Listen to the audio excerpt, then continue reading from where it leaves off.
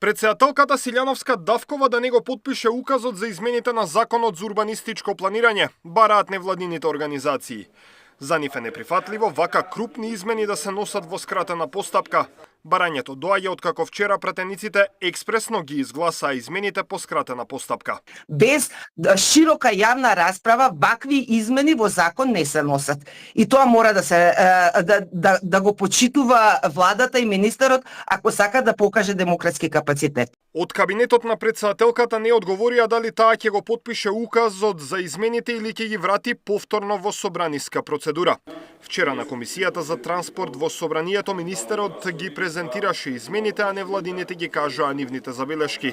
Активистите обвинуваат дека во обид да се одблокира носењето на 600 урбанистички планови, власта ќе направи урбанистички хаос, бидејќи со старите правилници не се земаат предвид податоците од последниот попис. Тоа се урбанистички планови кои што не е ни битно дали ќе ги изработуваат. Тие се започнати по некој стар закон, ќе се реализираат сега преку приватни инвеститори, како што и веќе се започнати, ќе се направи комплетен хаос, бидејќи ќе имаме еден закон, едни правила за урбанизам, а други дупови донесени по сосема други правила за урбанизам.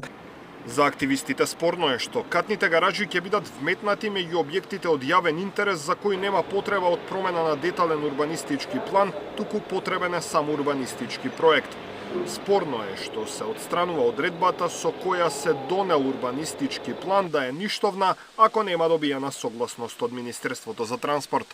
Даниел Василев, Сител телевизија.